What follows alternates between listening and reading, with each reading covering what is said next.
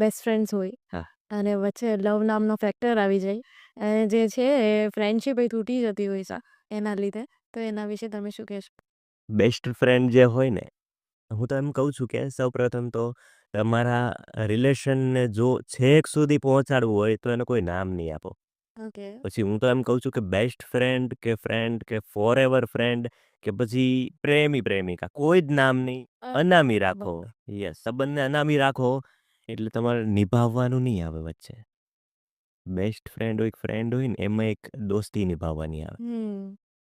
તો જ્યારે નિભાવવાનું જ કંઈ નહીં આવે હમ. તો એ સંબંધ ટકશે. ઓકે. જ્યારે સંબંધ હોય અને એને સંબંધને કોઈ નામ આપો તો નિભાવવું પડે છે. ઇનફેક્ટ ભાઈ-બહેનનો સંબંધ હોય તોય એને નિભાવવો પડતો હોય છે.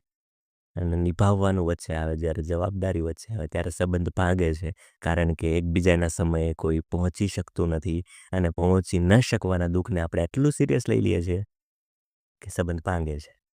એટલે નિભાવવાનું વચ્ચે ન આવે એટલે સંબંધને અનામી રાખો. અને તમે બેસ્ટ ફ્રેન્ડ જો બની ચૂક્યા હોય અને તમે નામ દઈ દીધું છે, તો એમાંય એક્સપેક્ટેશન ન રાખો કે નિભાવશે સામેવાળો કે હું નિભાવીશ એવું. અને એને પ્રેમ સુધી તો લઈ જતા જ નહીં. કોઈ બેસ્ટ ફ્રેન્ડ છે તો એને આજીવન બેસ્ટ ફ્રેન્ડ જ રાખો. એ પ્રેમમાં આવશે તો એ દોસ્તી ભૂલી જશે અને વધારે થોડુંક નજીક આવશે. અને જેટલા વધુ નજીક આવશો ને એમ બીજા ચહેરાને ઓળખશો તમે, જેનો રિયલ ચહેરો છે.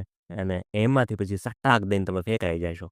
એટલે તમે દોસ્તી, પ્રેમ અને અનામી સંબંધથી દૂર થઈ જશો. ઓકે.